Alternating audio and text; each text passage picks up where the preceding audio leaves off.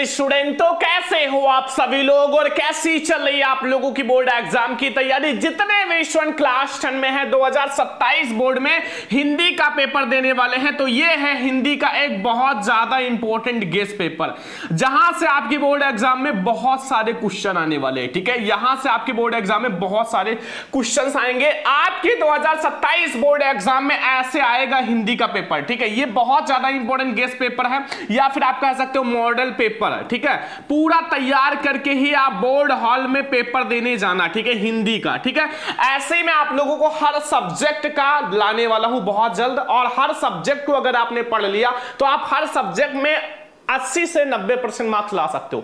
बहुत ज्यादा important class है, और आज के इस वीडियो को सबसे पहले सभी स्टूडेंट लाइक करके शेयर कर देना, और ये हिंदी का पेपर देख कर ही आप अपने बोर्ड एग्जाम में पेपर देने जाना। ये गेस्ट पेपर आप तैयार कर लेना, और आप भी बोर्ड एग्जाम में 90% 95% मार्क्स लाओगे। ठीक है, देखो सबसे पहले जैसे आपको हिंदी का पेपर दिया जाएगा, आपको सबसे पहले यहां अपना अनुक्रमांक लिखना है। जैसे आपका अनुक्रमांक है 22 13 71 95। ठीक है, आपका नाम है अमित पाल, तो अपना नाम और अनुक्रमांक बिल्कुल सही लिखना, क्योंकि जो आपके क्लासरूम में टीचर रहेंगे ना वो चेक करेंगे। ठीक है, एंड ये है 2027 हिंदी का बहुत ज्यादा important guest paper. Paper code है 801 VG, बहुत ज्यादा वायरल है। ठीक है, मतलब ये आपका पेपर कोड बहुत ज्यादा इंपॉर्टेंट है। ठीक है, सबसे पहले जो हमारा ये हिंदी का पेपर है, आप इसमें जितने भी क्वेश्चन है बिल्कुल तैयार कर लेना। ठीक है, एक भी क्वेश्चन छोड़ना मत, बहुत ज्यादा इंपॉर्टेंट है। देखो समय रहेगा 3 घंटे 15 मिनट का। 15 मिनट आप इस पेपर को ध्यान से पढ़ना, 3 घंटे आप इस पेपर को सॉल्व करना और देखना। ठीक है, 15 मिनट पहले पढ़ लेना, देखना कितना नंबर आता है, फिर आप 3 घंटे में पूरा पेपर का धुआं उड़ा देना। ठीक है, पूर्णांक जो रहेगा वो 70 नंबर का, पूरा पेपर 70 नंबर का रहेगा। देखो सबसे पहले हम लोग कुछ निर्देश समझ लेते हैं। पेपर सॉल्व करने से पहले आप इसका निर्देश जरूर से पढ़ा करो। देखो निर्देश है पहला, प्रारंभ के 15 मिनट छात्रियों को प्रश्न पत्र पढ़ने के लिए, जो शुरुआत के 15 मिनट होते हैं उसमें आप प्रश्न पत्र को पढ़ो और देखो आपको कितना प्रश्न आता है। ठीक है, सभी प्रश्न करना अनिवार्य है, और इस प्रश्न पत्र के 2 खंड है, खंड आ और खंड बा।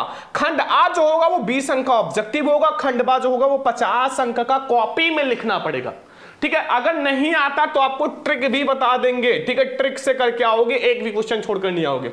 खंड आ में 1 अंक के 20 बहुविकल्पीय प्रश्न, जिसका आंसर आपको ओएमआर शीट पर देना। जो आपका एमसीक्यू प्रश्न है उसका आंसर ओएमआर शीट पर देना है। ठीक है, बहुत ध्यान से समझना, और खंड आ के प्रत्येक प्रश्न का निर्देश पढ़कर ही आप ओएमआर शीट पर उत्तर देने के साथ ना तो आपको काटना है, ना इरेजर, ना व्हाइटनर, इन सब का प्रयोग नहीं करना है। आप सबसे पहले उसको देख लो, अगर आपको 100% आता है तो आप ओएमआर शीट में भरना, नहीं आता तो उसको बाद में भरना। ठीक है, सोच समझ कर भरना, बहुत ज्यादा इंपॉर्टेंट बात है। एंड फिर हमारा प्रश्न के अंक उनके सम्मुख लिखा हो, कौन सा प्रश्न 1 अंक का है, 4 अंक का है, 6 अंक का, 7 अंक का, तो ये भैया क्वेश्चन के सामने लिखा हुआ है। खंड बा जो है 50 अंक का वर्णात्मक प्रश्न। खंड बा के लिए आपको कॉपी दी जाएगी, उसमें आपको 50 अंक लिखना है। ठीक है, बहुत ज्यादा इंपॉर्टेंट है, यहीं से आपका पेपर आएगा। खंड बा में सभी प्रश्न आपको एक साथ ही करना है। ठीक है, अब हम लोग शुरुआत करेंगे सबसे पहले जो हमारा खंड आ है मेरे प्यारे स्टूडेंट। खंड आ जो कि आपका बहुविकल्पीय प्रश्न, और बोर्ड एग्जाम में यहां से आपके बहुत सारे क्वेश्चन आएंगे, बहुत ध्यान से समझना। तो हम लोग सबसे पहले देखेंगे जो हमारा खंड आ है बहुविकल्पीय प्रश्न। ठीक है, जैसे आप बोर्ड हॉल में पेपर देने जाओगे, आपको पेपर दिया जाएगा, तो सबसे पहले आपको 20 में 20 अंक का जो है वो एमसीक्यू प्रश्न दिया जाएगा। मतलब 20 में 20 अंक आपको एमसीक्यू प्रश्न का मिलेगा। ठीक है, और जितना क्वेश्चन कराऊंगा ये आपके बोर्ड एग्जाम के लिए बहुत ज्यादा इंपॉर्टेंट है, तो बहुत ध्यान से समझना। ठीक है, खंड आ जो रहेगा वो पूरा एमसीक्यू प्रश्न रहेगा। इसमें पहला प्रश्न ध्यान से समझो, हिंदी साहित्य के श्रेष्ठ निबंधकार, आलोचक एवं इतिहासकार के रूप में जाने जाते हैं। 1 अंक का बहुत इंपॉर्टेंट है, इन चारों में से कौन है जिसे निबंधकार भी जाना जाता है, आलोचक भी जाना जाता है, इतिहासकार भी जाना जाता है। भाई बहुत बार आया हुआ है बोर्ड एग्जाम में, हर साल आता है, और हिंदी का ये पेपर तैयार कर लो, बहुत स्पेशल है। बालकृष्ण भट्ट नहीं भैया, पद्मलाल पुन्नालाल बख्शी नहीं भैया, रामचंद्र शुक्ल को माना जाता है। किसको? आचार्य रामचंद्र शुक्ल जी को आलोचक भी माना जाता है, निबंधकार और इतिहासकार भी माना जाता है। ये 1 अंक आपका बहुत ज्यादा इंपॉर्टेंट है, तैयार कर लो। ठीक है, पूरा पेपर का पीडीएफ भी मैं आप लोगों को दे दूंगा, टेंशन मत लो। ठीक है, दूसरा प्रश्न देखो, दूसरा प्रश्न, हिंदी साहित्य का प्रथम मौलिक उपन्यास क्या है? प्रथम मौलिक उपन्यास। देखो प्रथम का मतलब होता है प्रथम, जो गुरु का स्थान होता है वो प्रथम होता है, तो इसलिए चित्रलेखा नहीं परीक्षा गुरु होगा। क्या होगा? परीक्षा गुरु। ध्यान से समझो एक एक क्वेश्चन को, जितना करा रहे हैं आप पेपर से पहले हिंदी के ये समझ कर जाओ, ठीक है। तीसरा नंबर क्वेश्चन, उपन्यास भूले बिसरे चित्र के लेखक। एक नंबर का जो उपन्यास है, एक उपन्यास है ये, जो भूले बिसरे चित्र है ये एक रचना है जो कि उपन्यास विधा पे है। अगर आपसे कोई पूछ ले ये किस विधा पे है, तो उपन्यास विधा पे है, ठीक है। और इसके प्रेमचंद्र नहीं है, यशपाल नहीं। जैसे इसका नाम थोड़ा सा हार्ड है भूले बिसरे चित्र, वैसे इनका नाम का लेखक भी भगवती चरण वर्मा थोड़ा सा अलग टाइप का है, ठीक है। ये खा वाला ऑप्शन हमारा सही है। जितना क्वेश्चन करा रहे हैं बहुत ध्यान से समझो, ऐसे में हर सब्जेक्ट का कराने वाला हूं, बस आप लोग इस चैनल को सब्सक्राइब कर लो और बहुत ध्यान से आप लोग हर सब्जेक्ट का समझ लो, ठीक है। और हम लोग पूरी बोर्ड एग्जाम की तैयारी करेंगे, 95 लाएंगे, ठीक है। देखो अब आपका कथन और कारण वाला 1 अंक का जरूर आएगा बोर्ड एग्जाम में। लिखा हुआ शुक्ल युग में हिंदी साहित्य का गद्य का महत्वपूर्ण विकास, बिल्कुल सही है। और इस युग में आचार्य रामचंद्र ने आलोचना निबंध, बिल्कुल सही, इस पर बल दिया था, तो इसलिए हमारा कथन ए और कारण दोनों सही है। सही व्याख्या भी कर रहा है, इसलिए हमारा का वाला ऑप्शन सही हो जाएगा। देखो ऐसे क्वेश्चन में अक्सर का वाला ज्यादा सही होता है या फिर गा वाला। मैंने आपको ट्रिक बताऊंगा हिंदी में पास होने का, वो जल्द ही क्लास आएगा, इसलिए कह रहा है चैनल को सब्सक्राइब कर लो। आपको मैथ में, हिंदी में, साइंस में, सब में पास होने का ट्रिक का क्लास लाएंगे, ठीक है। चलो आ जाओ नेक्स्ट क्वेश्चन, 5वां नंबर देखते हैं। बहुत ज्यादा इंपॉर्टेंट क्वेश्चन है, ध्यान से समझो। 5वां नंबर क्वेश्चन आपके बोर्ड एग्जाम के लिए बहुत इंपॉर्टेंट है। देखो केशवदास काव्यधारा के कवि हैं। केशवदास इन चारों में से किस काव्यधारा के कवि हैं? अब आप रीति काल तो पढ़े हो, लेकिन रीति काल में भी बहुत सारा होता है, रीतिबद्ध, रीति मुक्त, रीति सिद्ध, ठीक है। तो प्रयोगवादी तो पहले हटा दो, और रीति सद्धनी, रीतिबद्ध काव्यधारा। जो केशवदास जी हैं वो रीतिबद्ध काव्यधारा के कवि है। 5 में 5 अंक आप लोग बिल्कुल से तैयार कर लो, तैयार कर लो। फिर हम लोग क्वेश्चन नंबर 6 देखते हैं। अब हम लोग देखते हैं क्वेश्चन नंबर 6, बहुत ज्यादा इंपॉर्टेंट है। निम्नलिखित रीति काल की कलावधि है। देखो आपसे रीति काल एंड और भी पूछ सकता है, प्रयोगवाद की कलावधि, शुल्क जो आपको शुक्ल युग की कलावधि। तो इसलिए आप 2-3 तो तैयार ही कर लेना, क्योंकि इसमें से 1 अंक तो पक्का है, ठीक है। जैसे इसमें है रीति काल, तो 1643 से 1843 तक हम लोग रीति काल को मानते हैं। कब? 1643 से 1843, और सारा हमारा गलत है, ठीक है। बहुत ज्यादा इंपॉर्टेंट क्वेश्चन है, आप लोग एक एक क्वेश्चन को समझ लो। अब देखो एक आपका मिलान आएगा, ठीक है, एक मिलान आएगा 1 नंबर का बोर्ड एग्जाम में। जैसे यहां लिखा हुआ 7वां नंबर, उचित कूट के माध्यम से सुमेलित कीजिए, 1 नंबर का। अब इसमें ऑप्शन नंबर का है, इसे एबीसी, एबीसी मतलब 3 मिलान रहेगा, 4 ऑप्शंस हैं। अब हम लोग एक एक को समझते हैं। देखो यहां मिलान देखो सबसे पहले, ठीक है। इसमें लिखा हुआ है सूची फर्स्ट एंड सूची सेकंड। देखो इसमें आपका इधर उनकी मतलब जो है रचना है, इधर इनके लेखक या कवि हैं, ठीक है। देखो गोदान किसकी रचना है? प्रेमचंद्र जी की, ठीक है। अब आप जिसमें देखो तीसरा वही सही है। और हिंदी देखो, और मैला आंचल किसकी है? रेणु जी की रचना। और ये जो है हिंदी साहित्य जो है आचार्य रामचंद्र सोले जी का, ठीक है। तो ए का हमारा तीसरा एंड वी का हमारा कौन सा रहेगा? दूसरा, ठीक है। एंड हमारा जो मैला आंचल जो है वो आप लोगों को देखो हमारा जो है ये तीसरा है, ठीक है। मतलब ए का तीसरा है और हिंदी साहित्य जो है उसका पहला है, ठीक है। और ये हमारा सही हो जाएगा। देखो हमारा गा वाला ऑप्शन सही है, ध्यान से समझो कि हमारा जो मतलब ए वाले का वो तीसरा है एंड ये वाला हमारा पहला है, और मैला आंचल जो हमारा है वो दूसरा है, ठीक है। तो ऐसे आप भैया ट्रिक से मिला सकते हो, ठीक है। गा वाला ऑप्शन सही है, देख लो, ठीक है। आगे आ जाओ। आगे देखो यहां लिखा हुआ है 8वां नंबर, निम्न में से छायावाद युग की 2 प्रमुख विशेषताएं। जो छायावाद युग है उसकी 2 प्रमुख विशेषताएं कौन सी है? ठीक है, 2 प्रमुख विशेषताएं हमारी कौन सी है? इसको खा और गा कर लेना, क्योंकि यहां खा जो है वो श्रृंगार और प्रेम की वेदना और प्रकृति का मानवीकरण, इसलिए हमारा जो ऑप्शन नंबर खा है और गा है ये वाला सही है, घा वाला। ठीक है, अगर आपको 2 विशेषता पूछेगा तो ऐसा ऑप्शन जरूर आएगा और वो 100% सही होगा। ठीक है, ये हमारा बहुत ज्यादा इंपॉर्टेंट क्वेश्चन है। देखो ये आपको पेपर गेस पेपर तैयार करके ही जाना है मेरे प्यारे स्टूडेंट। ठीक है, आगे आ जाओ। देखो यहां लिखा हुआ 9 नंबर कि दूसरा सप्तक कब प्रकाशित हुआ। देखो आपका जो है वो सप्तक के संपादक कौन है? अज्ञेय जी हैं, सभी को पता है। ठीक है। एंड अब आप कमेंट करना तीसरा सप्तक कब प्रकाशित हुआ। तीसरा, मैं दूसरा बता देता हूं। दूसरा सप्तक हमारा कब प्रकाशित हुआ था, जल्दी बताओ। दूसरा सप्तक हमारा कब प्रकाशित हुआ था? 1951 में। 1985 नहीं, 1943 नहीं, 1979 हमारा 1951 में जो है दूसरा सप्तक प्रकाशित हुआ था। अब हम लोग क्वेश्चन नंबर 10 देखेंगे, ठीक है। और इसको मैं आपको पीडीएफ भी दे दूंगा, क्योंकि मैं आपको ये पीडीएफ इसलिए दे दूंगा क्योंकि ये बहुत ज्यादा इंपॉर्टेंट गेस्ट पेपर है, बहुत ज्यादा इंपॉर्टेंट गेस्ट पेपर है, इसलिए आप पीडीएफ जरूर डाउनलोड कर लेना। प्रयोगवाद की काव्य विशेषता है तो चित्र में कल्पना की प्रधानता नहीं, प्रकृति का मानवीय नहीं, रूढ़ियों के प्रति विद्रोह, जो रूढ़ियों के प्रति विद्रोह है वो हमारा हो जाएगा प्रयोगवाद की विशेषता। तो ये हम लोगों ने 10 में 10 ऑब्जेक्टिव देख लिए, एमसीक्यू प्रश्न। अब जाके बोर्ड एग्जाम में आप भैया अपने ओएमआर शीट में भरना। अब हम लोग देखते हैं 11 नंबर ऑब्जेक्टिव। अब हम लोग देखते हैं 11 नंबर एमसीक्यू प्रश्न। देखो बहुत इंपॉर्टेंट एमसीक्यू प्रश्न है। देखो लिखा हुआ है कथन और कारण। देखो ये वाला कथन और कारण सबसे ज्यादा इंपॉर्टेंट है। अगर व्याकरण में आएगा बच्चा तो ये वाला जरूर आएगा, ठीक है। क्या लिखा हुआ है देखो, हास रस का स्थायी भाव हास होता है, बिल्कुल सही बच्चा। अगर यहां लिख दे करुण रस का स्थायी भाव हास होता है तो गलत हो जाएगा, क्योंकि करुण रस का स्थायी भाव शोक होता है, ठीक है।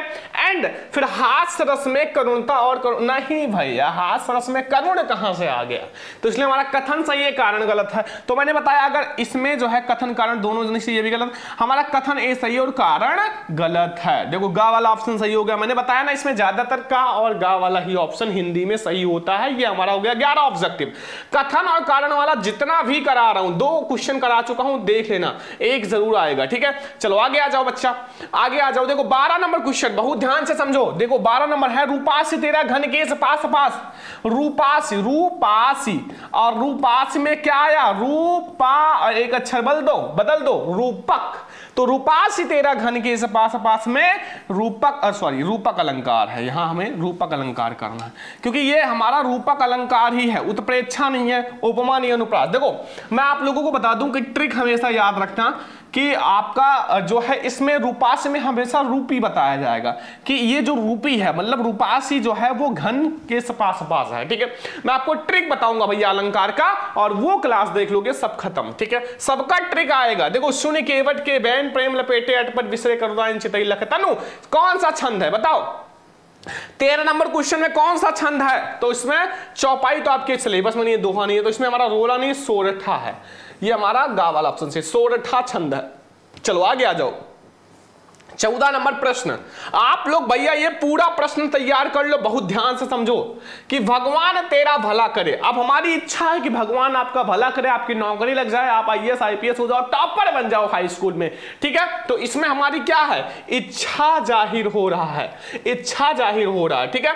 तो इसलिए हमारा ये कौन सा हो जाएगा बताओ जल्दी। तो ये हमारा हो जाएगा साधारण वाक्य नहीं, इच्छावाचक वाक्य। साधारण वाक्य तो ऐसे हो गया ना कि मैं जा रहा हूं, साधारण वाक्य। इच्छावाचक, प्रश्नवाचक वह क्या कर रहा है, प्रश्न पूछ रहा है। आज्ञावाचक तुम पानी उठाओ, ठीक है। तो ऐसे भाई हर एक चीज को समझो हमारे साथ, ठीक है। आगे आ जाओ। जिस वाक्य में क्रिया की प्रधानता हो, जिसमें कर्ता की प्रधानता होती है उसे कर्तवाचक कहते हैं। जिसमें कर्म अर्थात सब्जेक्ट उस पे कर्म, और जिसमें भाव की प्रधानता हो उसे क्रिया विशेषण या क्रिया की प्रधानता कहते हैं। इसमें भाववाच्य होता है, भाव निकलता है, क्रिया का मतलब भाव, ठीक है। तो ये हमारा हो गया 15 एमसीक्यू। 15 में 15 आपको समझ में आ गया ना। आप लोग एक प्रश्न भी मत छोड़ना मेरे प्यारे बच्चों पेपर से पहले, ठीक है। अब हम लोग देखते हैं 16 नंबर क्वेश्चन। हम लोग देखते हैं जो 16 नंबर एमसीक्यू प्रश्न है। मैं पत्र लिखूंगा या मैं पत्र लिखूंगा, वाक्य का कर्मवाच्य। अगर आपको कर्मवाच्य में बदलना है तो द्वारा लगा दो, क्योंकि ये हमारा कर्मवाच्य हो जाएगा। तो मेरे द्वारा पत्र लिखा जाएगा, द्वारा आ गया, बिल्कुल सही है, ठीक है। ये भी गलत है, इसमें भी नहीं, इसमें भी नहीं, इसमें हमारा का वाला ऑप्शन सही, ठीक है। आपको एक एक प्रश्न को ऐसे समझना है कि सर जो बता रहे हैं वो बोर्ड एग्जाम के लिए स्पेशल है, मतलब आपके बोर्ड एग्जाम में बहुत सारा क्वेश्चन आएगा। दशानन में कौन सा समास है, मतलब दशानन का समास विग्रह क्या होगा। देखो दशानन रावण जी हैं, ठीक है। तो रावण जी के 10 मुख थे, इसलिए 10 है मुख जिनके, अर्थात रावण जी, ठीक है। ये 17 एमसीक्यू हो गया। चलो अब हम लोग देखते हैं 18 नंबर एमसीक्यू। बहुत ध्यान से समझो, यहां हमारा 18 नंबर एमसीक्यू है। बहुत ध्यान से समझो कि सतदल उत्पल वरीज किसके पर्यायवाची हैं। अब देखो इसमें 3 चीज आ गया, सतदल, एक उत्पल, एक वरीज, और ये एक ही नाम है जिसका नाम है भैया कमल। कमल जो है वही का पर्यायवाची है, तो कपड़ा नहीं हो जाएगा, कमल हो जाएगा। ध्यान रखना कमल का पर्यायवाची ही होता है सतदल उत्पल वरीज। ठीक है, चलो आ जाओ अगला क्वेश्चन, समझ लो सारा क्वेश्चन हमारे साथ समझो। ठीक है, अब हमारा आता है 19 नंबर, खेत का तत्सम रूप क्या होगा। खेत का तत्सम रूप, खेत का बहुत सारे बच्चे भूमि लिख देंगे, नहीं, खेत का मतलब होता है क्षेत्र, क्योंकि खेत का मतलब बहुत बड़ा होता है, तो क्षेत्र हो जाएगा, जमीन नहीं, पृथ्वी नहीं। लास्ट में आता है बच्चा युष्मद शब्द की सप्तमी विभक्ति एक वचन क्या होगा, तव नहीं होगा, त्वय होगा। क्या होगा, त्वय होगा। ठीक है, त्वय होगा। तो ये हम लोगों ने देख लिया मेरे प्यारे बच्चों 20 में 20 MCQ प्रश्न। अब ये आपको तैयार करके ही बोर्ड हॉल में पेपर देने जाना है। जब आप बोर्ड हॉल में जाने से पहले ये 20 MCQ तैयार कर लो। ठीक है, फिर हम लोग देखते हैं जो हमारा वर्णनात्मक प्रश्न है खंडवा, जो आपके बोर्ड एग्जाम की कॉपी में लिखना है और जितना बताएंगे बहुत इंपॉर्टेंट है। अब हमारा स्टार्ट हो रहा है खंडवा, जो कि वर्णनात्मक प्रश्न होगा। ये आपको देगा जाएगा 50 में 50 अंक। ठीक है, इसके लिए आपको कॉपी दी जाएगी और आपको बहुत अच्छे से लिखना है। ठीक है, एक भी प्रश्न छोड़कर मत आना। देखो आपको नहीं आता बना बना के लिख देना, क्योंकि एग्जामिनर भैया आपको नंबर देगा, अगर 6 नंबर का है तो आपको 4 नंबर दे देगा अगर बना के लिखोगे। ठीक है, छोड़कर मत आना। देखो इसमें पहला प्रश्न है कि निम्नलिखित गद्यांश पे आधारित प्रश्नों का उत्तर दो 6 नंबर का। मतलब आपका एक गद्यांश है जिसमें 3 प्रश्न रहेंगे, 6 अंक मिल जाएगा। देखो सबसे पहले हम लोग इस गद्यांश को पढ़ते हैं, बहुत ध्यान से समझो। देखो यहां जो गद्यांश है लिखा हुआ है, भिन्न भिन्न धर्मों को मानने वाले जो सारी दुनिया के सभी देशों में बसे हुए हैं, यहां भी बहुत थोड़ी संख्या में पाए जाते हैं। जिस तरह से यहां की बोलियों की गिनती आसान नहीं, उसी तरह से यहां भिन्न भिन्न धर्मों के संप्रदायों की गिनती आसान नहीं। अब यहां से हमारा रेखांकित अंश आ गया। देखो इन विभिन्नताओं को देखकर अगर अपरिचित आदमी घबरा करके उठे, या एक देश नहीं बल्कि अनेक देशों का समूह है, या एक जाति नहीं बल्कि अनेक जाति, इसमें कोई आश्चर्य की बात नहीं है, क्योंकि ऊपर से देखने वाले को गहराई विभिन्नता ही नजर आएगी। ठीक है, अब इसमें 3 प्रश्न है। देखो आपको भाई हमेशा धर्म और संप्रदाय ये सब शब्द आया ना, तो सभी को पता है, मैंने ट्रिक बताया था कि भारतीय संस्कृति पाठ से है कि प्रस्तुत गद्यांश का संदर्भ पाठ और लेखक का नाम। भैया लिख दो, पाठ जो है भारतीय संस्कृति और जो है लेखक है वो राजेंद्र प्रसाद जी हैं बस।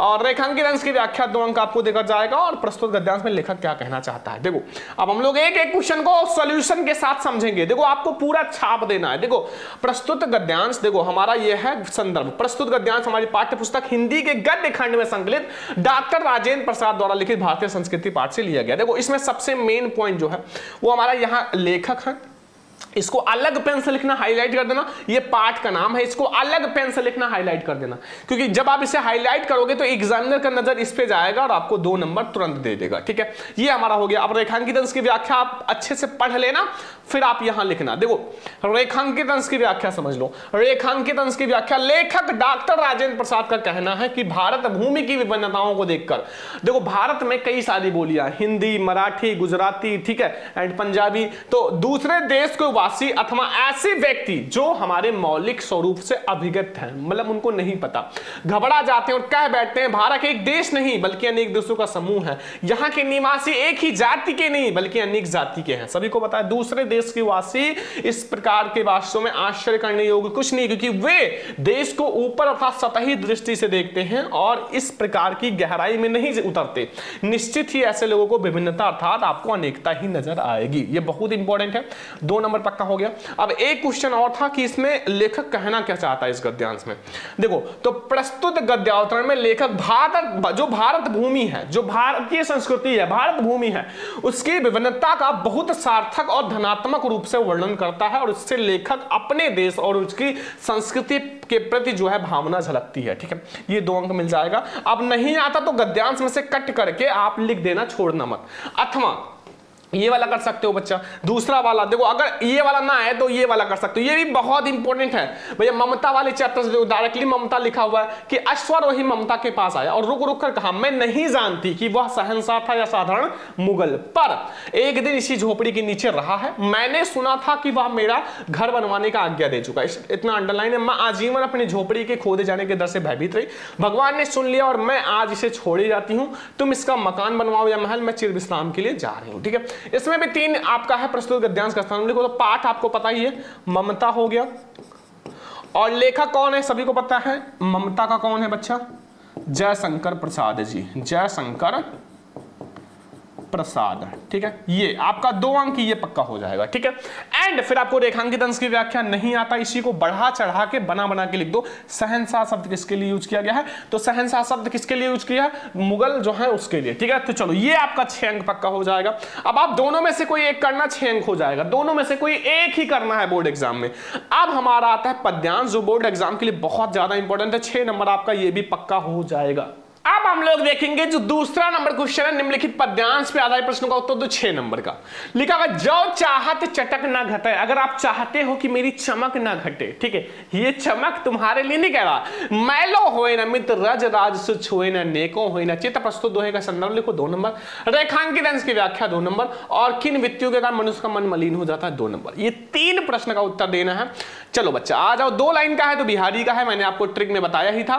तो ये देखो संदर्भ आप पहले हेडिंग डाल दो, प्रस्तुत दोहा कवि और बिहारी लाल, इसको अलग पेन से लिखना, द्वारा रचित बिहारी सतसई से हमारी हिंदी के काव्यखंड में संकलित नीति शीर्षक से लिया गया है। जो पाठ का नाम है वो भक्ति नीति है, अगर आप पाठ लिख रहे हो तो भक्ति नीति लिखना, अगर शीर्षक लिख रहे हो तो भक्ति एक अलग शीर्षक है, नीति एक अलग शीर्षक है, ठीक है। प्रसंग छोटा सा लिख देना, इस दोहे में कवि ने मित्रता के मध्य धन और वैभव न आने का परामर्श किया है। जब मित्र, अगर आप 2 मित्र हो, अब आपके बीच में धन और वैभव का आ गया ना, तो आपका मित्रता जो है वो मलिन हो जाएगा, ठीक है। चलो आपका आ गया अगला क्वेश्चन बच्चों, जो व्याख्या है वो करते हैं। कवि का कथन है कि यदि आप चाहते हो कि मित्रता की चमक अर्थात जो है चमक समाप्त ना हो, चटक का मतलब होता है चमक, ठीक है, समाप्त ना हो, अस्थायी बनी रहे और उसमें दोष उत्पन्न ना हो, तो धन वैभव आदि का इससे संबंध ना होने दे। धन वैभव लालच इन सब का दोष, इन सब का संबंध ना होने दे। धन अथवा अन्य किसी चीज का लोभ जो होता है मित्रता को मलिन कर देता है और मित्र के स्नेह से चिकना धन रूपी धूल के स्पर्श से मैला हो जाता है। अतः स्नेह के धन से स्पर्श ना होने दे। जिस प्रकार से तेल से चिकनी वस्तु धूल के परामर्श से स्पर्श से मैला हो जाता है, उसका चमक घट जाती है, उसी प्रकार से कोमल चित्त धन रूपी धूल के स्पर्श से दोष युक्त और मित्रता में कमी आ जाती है, ठीक है। अब अगला एक क्वेश्चन था, यहां हम लोग देख लेते हैं। तीसरा नंबर क्वेश्चन था बच्चों, यहां देखो कि हमारा बहुत ज्यादा किस व्यक्ति के कारण या किस वित्तियों के कारण मनुष्य का मन मलिन हो जाता है।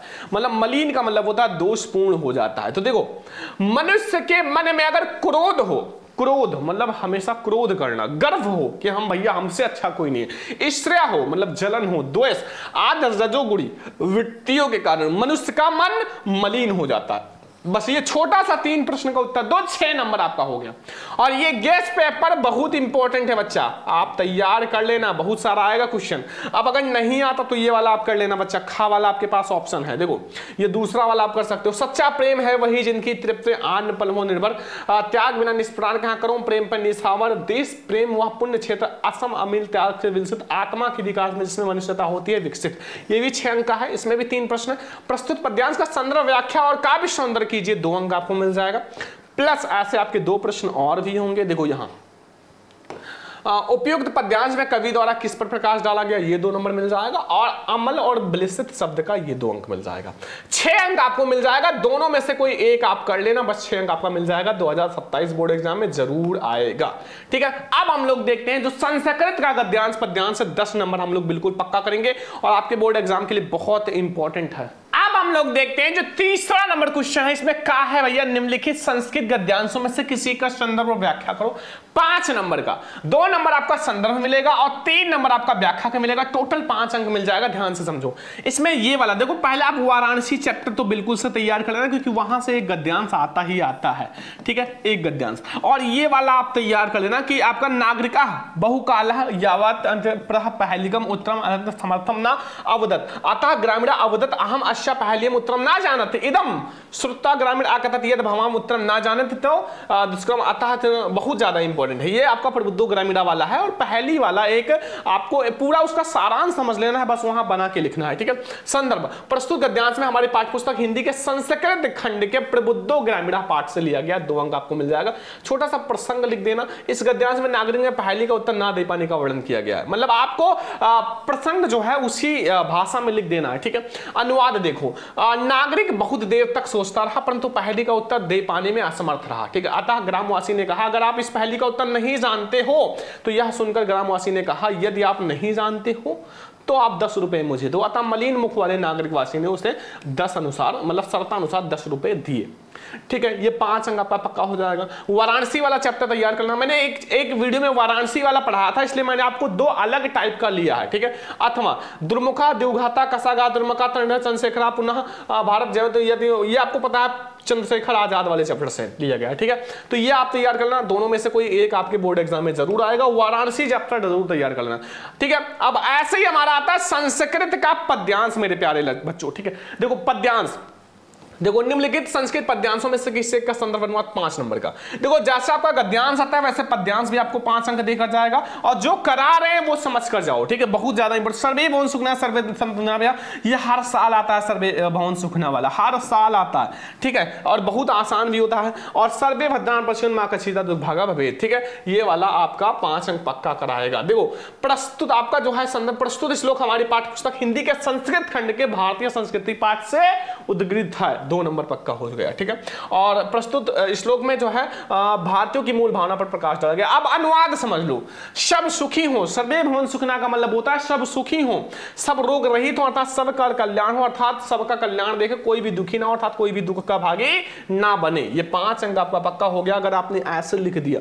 अब इन दोनों में से आपको कोई एक करना है। देखो एक और है हमारा, देखो दूसरा है किस्वत गुरुत्रम भूमि किस्वत चाखात, किस्वत शीघ्र मोहतात बहुतरात, माता गुरुत्रम भूमि स्थात, और मन शीघ्र मोहतात चिंता बहुतरात।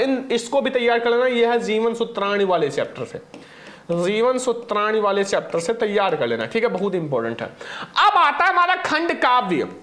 देखो खंड काव्य के लिए आप अपने जिले का नाम कमेंट कर दो, किस जिले से हो, तब मैं आपको बताऊंगा कौन सा खंड काव्य पढ़ना है। निम्नलिखित प्रश्नों में से स्वपठित खंड काव्य के आधार पर किसी एक प्रश्न का उत्तर देना है, 3 अंक मिल जाएगा। ठीक है, देखो पहला अगर पूजा खंड काव्य। ठीक है, अगर पूजा में से कोई एक करना, दो सबका 2-2 पार्ट है, कोई एक करना है। तुमुल खंड काव्य। ठीक है, फिर हमारा आता है, देखो आगे आ जाओ, हमारा जय सुभाष खंड काव्य है, मुक्ति दूत खंड काव्य, कोई एक करना, ज्योति जवाहर खंड काव्य, क्रमवीर, मेवाड़ मुकुट कर्ण खंड काव्य। ठीक है, इसमें से कोई एक खंड काव्य कर्ण खंड काव्य करना है, 3 अंक आपका पक्का हो जाएगा। ठीक है, आपको जरूर से अपने जिले का नाम कमेंट कर देना है। ठीक है, जिले का नाम कमेंट कर देना। ठीक है, एंड अब हम लोग देखते हैं जो बताएंगे वही आएगा जीवन परिचय। अब हमारा 6वां का का आएगा बच्चा जीवन परिचय, और का वाला लेखक का और खा वाला कवि का रहेगा। निम्नलिखित लेखकों में से किसी एक लेखक का जीवन परिचय, उनकी रचना लिखो, 5 अंक का। देखो इसमें हमारा आचार्य रामचंद्र शुक्ल, जयशंकर प्रसाद, रामधारी सिंह दिनकर, इन तीनों में से 2 आपके बोर्ड एग्जाम में आएगा। ठीक है, मतलब आएगा जरूर, क्योंकि ये आपके बहुत इंपॉर्टेंट है। आचार्य रामचंद्र शुक्ल, जयशंकर प्रसाद, रामधारी सिंह दिनकर, किसी का भी जीवन परिचय लिख दो, 3 स्टेप में लिखना। पहले आप उनका संक्षिप्त जीवन परिचय, फिर बड़ा जीवन परिचय, फिर उनकी लास्ट में रचना लिख देना। बस ये 3 स्टेप में आप लिखना, जीवन परिचय पक्का हो जाएगा। अब ऐसे ही आप लोगों को किसी एक कवि का जीवन परिचय तैयार कर लेना है कि निम्नलिखित कवियों में से किसी एक कवि का जीवन परिचय, उनकी रचना लिखो, 5 अंक का। देखो सूरदास, गोस्वामी तुलसीदास, बिहारी लाल, ये भी आपका 5 अंक पक्का कर देगा। अगर ये 6 जीवन परिचय तैयार कर लिया तो मतलब 10 में 10 अंक आपका पक्का हो जाएगा। सोचो कितना आसान है, आज ही आप तैयार कर सकते हो। ठीक है, और ये सब आपको तैयार कर लेना, मैं आपको पीडीएफ में दे दूंगा। अब आगे आ जाओ, आगे आ जाओ मेरे प्यारे बच्चों, बहुत ज्यादा इंपॉर्टेंट है कि अपनी पाठ्य पुस्तक में कंठस्थ क्या हुआ, कोई जो प्रश्न पत्र में ना हो। अब जो प्रश्न पत्र में उसको छोड़ के, जैसे एक सर्वे भवंत वाला था, एक किस्वत गुरुत्तम वाला, अब लिखना है बंधनम मरणम या विजयो या पराजय अभय समो वीरा वीर भावहि वीरता, ये वाला लिख देना। ठीक है, अब आगे आ जाओ, 8वां नंबर क्वेश्चन, निम्नलिखित में से किन्हीं 2 प्रश्नों का उत्तर दो भैया, 2 अंक का। संस्कृत में उत्तर देना है। वाराणसी नगरी कुछ स्थित था, वाराणसी नगरी कहां स्थित था, वाराणसी नगरी कुत्र के स्थापित, गंगा कूले स्थित था, लोभा केन वर्धते, वीरा वीरेण पूजिते, चंद्रशेखरा कासित, चंद्रशेखरा देशभक्ता आसित, ग्रामीणा का उपनिषद, ग्रामीणा पहली मुसाफिर उपहासत। इसमें से 2 अंक तो बोर्ड एग्जाम में आएगा ही। ठीक है, तो ये आप तैयार कर लेना। अब आगे आ जाओ, आगे हमारा एक निबंध आता है, फिर इसके बाद हमारा लास्ट टॉपिक आ जाएगा। देखो निम्नलिखित विषयों पर किसी एक पर निबंध लिखो, 7 अंक मिलेगा। देखो बेरोजगारी की समस्या बहुत इंपॉर्टेंट है, पर्यावरण प्रदूषण बहुत इंपॉर्टेंट है बच्चा, ये सब इंपॉर्टेंट मैंने लिया है। ठीक है, एंड योग शिक्षा आवश्यकता उपयोगिता वृक्षारोपण का विज्ञान मर्दामी, सब ये सारा का सारा, इसमें से 3 आपके निबंध बोर्ड एग्जाम 2027 में इसी में से फंसेगा। तैयार कर लो। ठीक है, गेस पेपर है। अब हमारा सबसे लास्ट में आता है मेरे प्यारे बच्चों ये वाला, यानी कि पत्र लेखन। पहला बिजली समस्या के निराकरण होता है, अपने बिजली विभाग को पत्र लिखो, बहुत इंपॉर्टेंट। 4 नंबर, अथवा अपने क्षेत्र में व्याप्त गंदगी का उत्पन्न डेंगू मलेरिया जैसे भयंकर बीमारियों के लिए पत्र लिखो। इन दोनों में से कोई एक करना है, मैं आपको इसका ट्रिक भी बता दूंगा। तो ये हमारा है हिंदी का गेस पेपर। देखो ये जो मैंने पूरा समझाया है ये गेस पेपर है बच्चा, बहुत ज्यादा इंपॉर्टेंट हिंदी का। ठीक है, और ये हिंदी का गेस पेपर है 2027 के लिए, ठीक है। अब अगर आपने ये तैयार कर लिया तो हम ये कह सकते हैं 80% मार्क्स तो आ जाएगा। अब ऐसे में हर सब्जेक्ट का देने वाला हूं ताकि आप लोग पास होने का डर छोड़ दो, आप फर्स्ट डिवीजन से भी ज्यादा ले आओगे, ठीक है। हर सब्जेक्ट का अगर तैयार कर लिया, हर सब्जेक्ट का डेली मैं आपको क्लास देने वाला हूं। लेकिन आज की इस वीडियो को आप लोग लाइक करो, फिर मैथ का साइंस का क्लास आएगा, कम से कम यार 2000 लाइक तक पहुंचाओ, सभी स्टूडेंट लाइक करो, ठीक है। और हर सब्जेक्ट का पीडीएफ एंड आपका सब कुछ, ठीक है, पीडीएफ हुआ, नोट्स हुआ एंड जो आप लोगों का टेस्ट प्रैक्टिस सेट वो आपको मिल जाएगा हमारे क्रश कोर्स में। क्रश कोर्स जितने बच्चे नहीं ज्वाइन किए ज्वाइन कर लो, हमारा ऐप सरमन लेक्चर डाउनलोड कर लो और फिर हमें व्हाट्सएप या फिर कॉल कर लेना। नंबर लिख लो 99 18 86 31 96। इसी नंबर पे आप कॉल या व्हाट्सएप कर लेना। ये है हिंदी का गेस्ट पेपर जहां से बहुत सारे क्वेश्चन आपके बोर्ड एग्जाम 2027 में आएगा। अब अगला हमारा गणित का पेपर आने वाला, लेकिन आप लोग कम से कम 2000 लाइक तक पहुंचाओ। चलो आज के इस वीडियो को लाइक एंड सब्सक्राइब करना। अब हम लोग मिलेंगे नेक्स्ट क्लास में, तब तक के लिए जय हिंद, वंदे मातरम।